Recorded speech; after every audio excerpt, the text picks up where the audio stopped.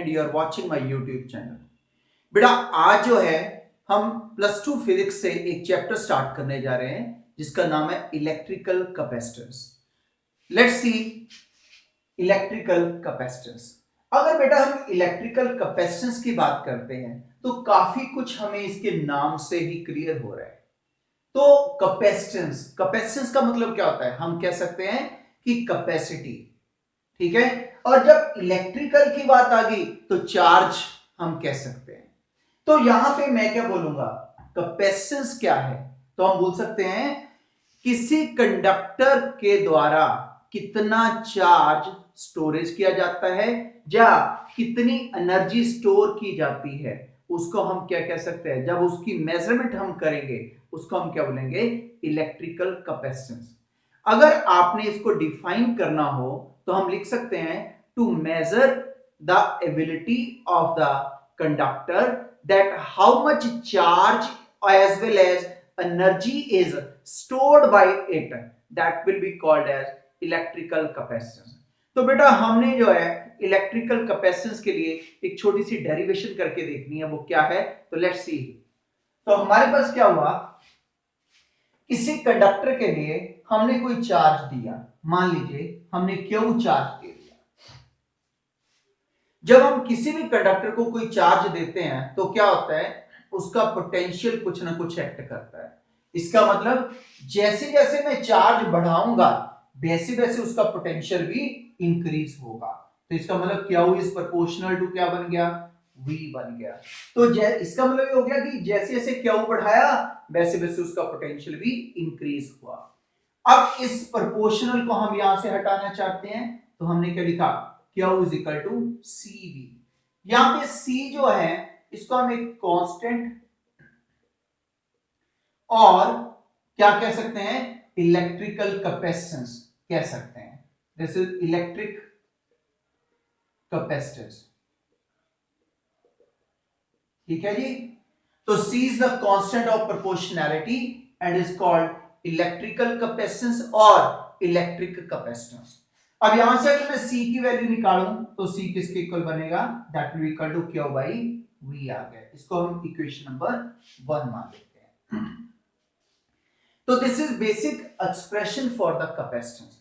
जब इतना हम कर लेते हैं तो इसके बाद हमारे पास आता है कि इलेक्ट्रिकल कैपेसिटेंस जो है बेटा उसके यूनिट्स क्या है. तो अगर मैं उसके यूनिट्स की बात करूं तो मैं उसको क्या लिख सकता हूं, in SI system it's unit is farad. ठीक है जी. तो फेरेड जो है हम उसको F से डिनोट कर देंगे. तो हम बोलेंगे कैपेसिटेंस जो है वो 1 फेरेड होगी. कब? जब चार्ज जो है वो 1 कूलम होगा और पोटेंशियल जो है 1 वोल्ट हो जाएगा.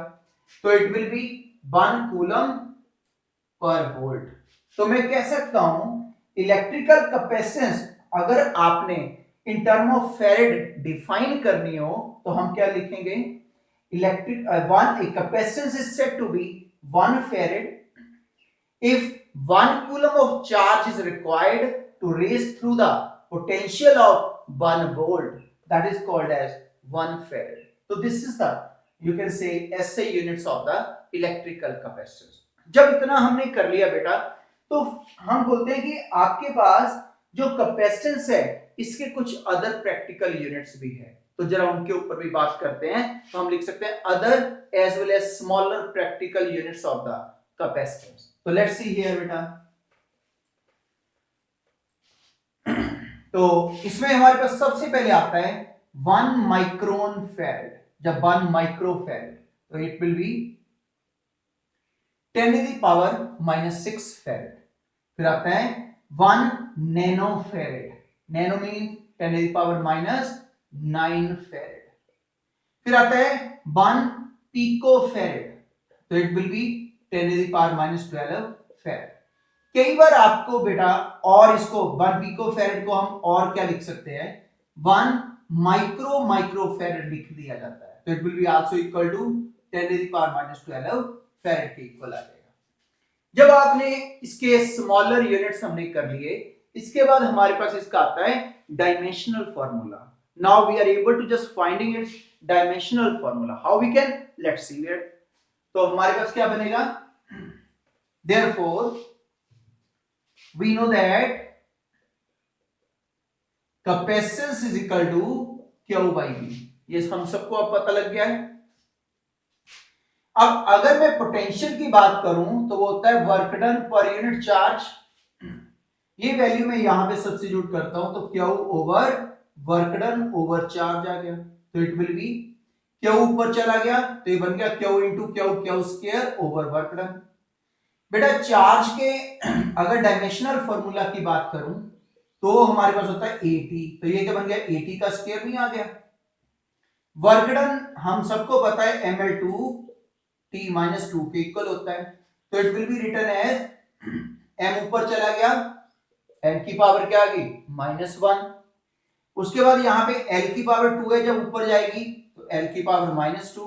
ये t की -2 है तो ऊपर जाएगा प्लस हो जाएगा, ऑलरेडी t की वैल्यू 2 है तो इट विल बी t की पावर 4 आ गया। इसके बाद हमारे पास a की वैल्यू क्या आ गई, दैट विल बी द 2 आ गया। तो इस तरीके से हम लिख सकते हैं this is the dimensional formula of electric capacitance. जब आपने इतना कर लिया बेटा, अब हमारे पास आगे क्या आएगा कि हमने किसी कंडक्टर के लिए कैपेसिटेंस कैसे निकालनी है। वो कंडक्टर कैसा है, that is isolated spherical conductor. तो let's see the next topic is,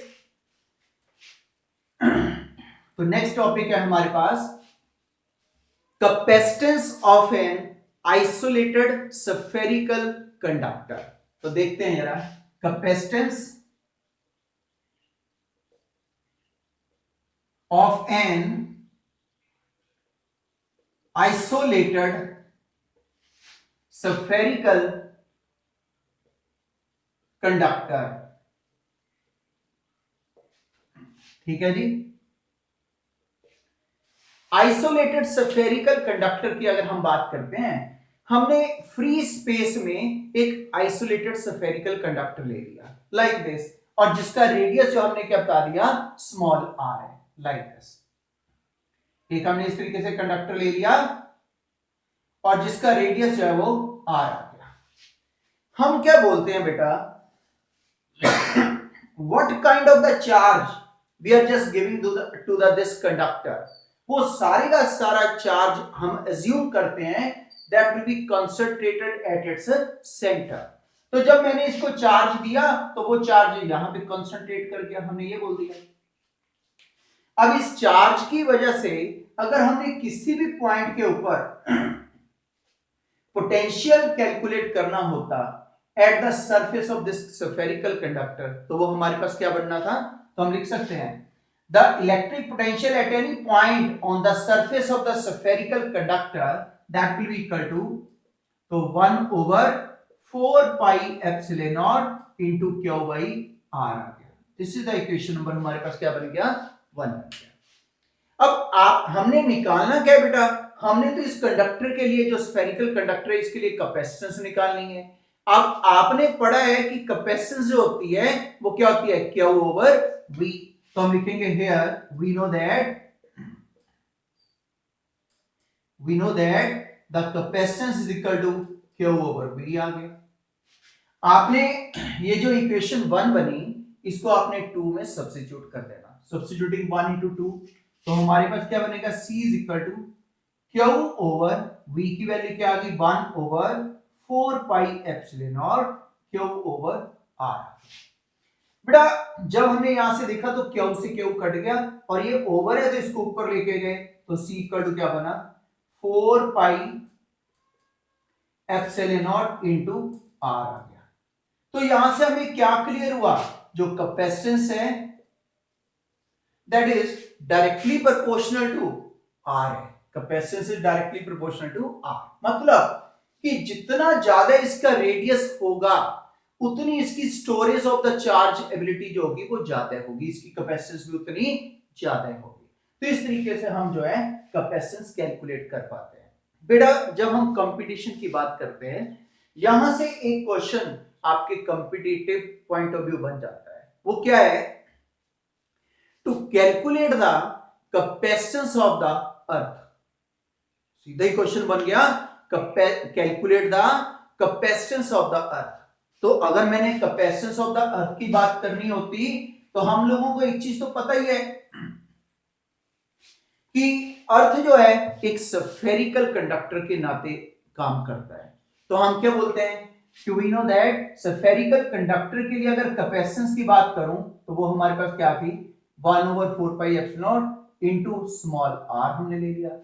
यहां पे जब अर्थ की बात करेंगे तो यहां पे रेडियस ऑफ अर्थ हम कंसीडर करेंगे। तो हम यहां पे लिख सकते हैं r is equal to yes या तो हम लिख सकते हैं 6400 किलोमीटर या 6.4 इंटू 10⁻6 मीटर हम ये कह सकते हैं। जब आपने इतना कर लिया एक चीज आपको और पता है कि जैसे 1/4 पाई एप्सिलॉन नॉट जो होता है वो किसके इक्वल होता है हमारे पास that will equal to 9 into 10⁻9 ये हमें पता है न्यूटन मीटर स्क्वायर पर कूलम स्क्वायर। तो लेकिन हमने क्या निकालना है 4 पाई एप्सिलॉन नॉट की वैल्यू तो इसको हम इधर ले जाते हैं तो हमारे पास क्या बनेगा 4 pi epsilon naught is equal to 1/9 into 10⁻9। अब आपने ये दोनों वैल्यू यहां पे सब्स्टिट्यूट करनी है।